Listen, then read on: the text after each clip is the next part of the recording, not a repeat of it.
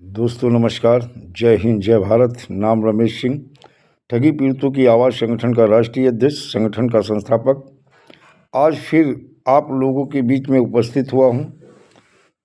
दोस्तों, देखा जाए विभिन्न चिट फंड कंपनियों, क्रेडिट कोऑपरेटिव सोसाइटी को लेकर के, जहां हमारा संगठन लगातार आंदोलन भी कर रहा है, आंदोलन के साथ साथ पत्राचार भी कर रहा है। भारत के प्रधानमंत्री माननीय नरेंद्र मोदी जी को भी जो पत्र अभिकर्ता सुरक्षा और निवेशकों के भुगतान को लेकर भेजा गया था, उनके कार्यालय पहुंच चुका है। हमारे संगठन के एक जुझारू योद्धा हैं जो लगातार जो रजिस्टर्ड डाक द्वारा चीज़ें भेजी जाती हैं, पत्र भेजे जाते हैं, उस पर बड़ी नज़र रखते हैं। उन्होंने जानकारी दी है। बाकी देखा जाए कि आज जो स्थिति परिस्थिति LUCC हो या LJCC हो या अन्य इनकी सोसाइटियां हों, उनके पीड़ित कार्यकर्ता जमाकर्ताओं के लगातार कॉल आती रही और स्थिति इतनी विस्फोटक बनी हुई है कि लोग अपना घर द्वार परिवार छोड़ करके पलायन कर रहे हैं। निवेशकों ने जो अपना पैसा इन क्रेडिट कोऑपरेटिव सोसाइटी में जमा किया था, चाहे हिंदुस्तान के किसी राज्य के हों, आज वो हताश और निराश ही नहीं है, बल्कि देखा जाए काफ़ी डिप्रेशन में है और उनका ये नहीं समझ पा रहे हैं आखिर पैसा मिलेगा कि नहीं मिलेगा। बहुत सारी ऐसी स्थिति हैं। जो जिम्मेदार पर्सन है उनको देखा जाए, वो कहीं ना कहीं या तो अंडरग्राउंड हैं, और कंपनी के जो मालिक हैं, कंपनी के जो CMD हैं समीर अग्रवाल, वो देश छोड़कर पहले ही जा चुके हैं। बहुत सारे जो जिम्मेदार थे, चाहे RK शेट्टी रहा हो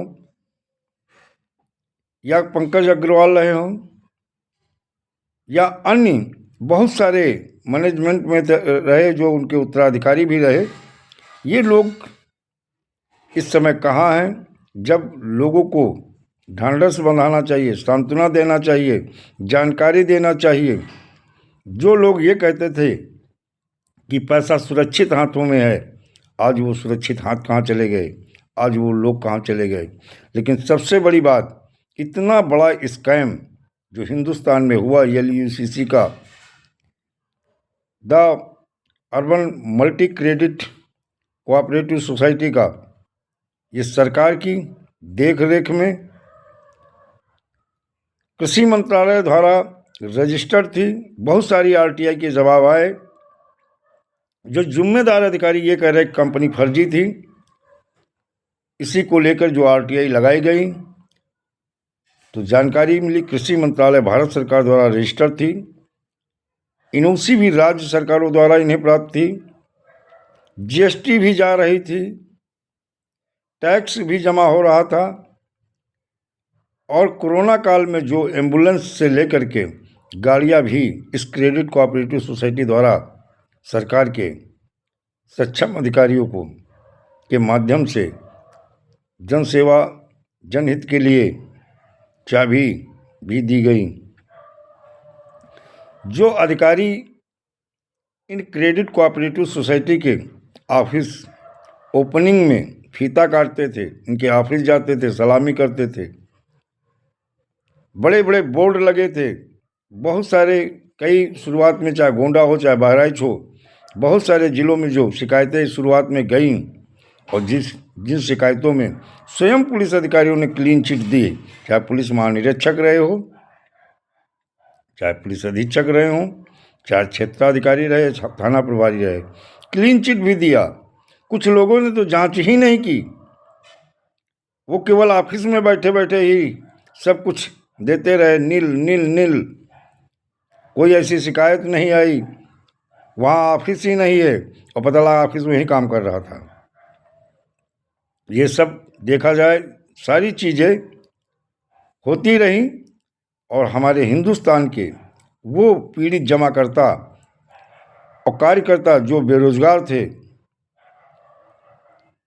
हिंदुस्तान में देखा जाए बेरोजगारी एक बहुत बड़ी समस्या है। इन ठग कंपनी और क्रेडिट कोऑपरेटिव सोसाइटी द्वारा समय समय पे इन बेरोजगारों को इन कंपनी की तरफ दिशा बदली गई, जिसमें मैंने भी बहुत बार बताया है।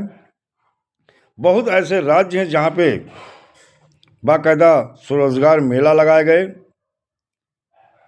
वो लेटर भी हैं जो सरकार के सक्षम अधिकारी द्वारा स्वरोजगार मेला के लिए दिए गए थे, वो लेटर भी हैं। आज वो सक्षम अधिकारी, वो जिम्मेदार लोग उसी चीज़ को फर्जी बताते हैं।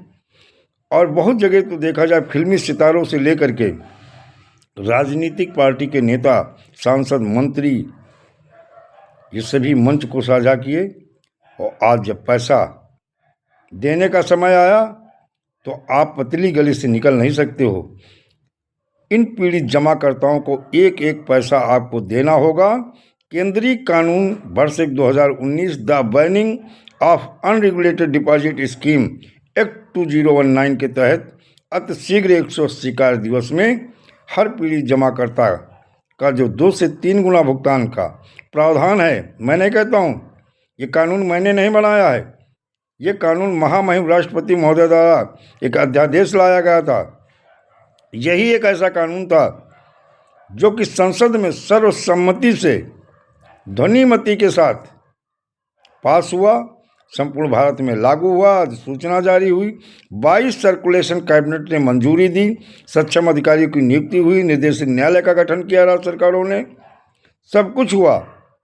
इस कानून में प्रावधान था जो अनरेगुलेटेड स्कीमें हैं उन्हें प्रतिबंधित करना और निवेशकों का पुनर्भुगतान कराना सक्षम अधिकारी और राज्य सरकार और केंद्र सरकार की जिम्मेदारी और ड्यूटी है। अगर ये सरकार और इनकी अथॉरिटी, इनकी एजेंसी, इनके सक्षम अधिकारी अगर जागते होते तो आज इन पीड़ित जमाकर्ताओं का जो पैसा लेकर के ठग दुबई में बैठा है तो शायद, या जो अन्य ठग हैं अंडरग्राउंड हैं, शायद ये पैसा निवेशकों का लेकर।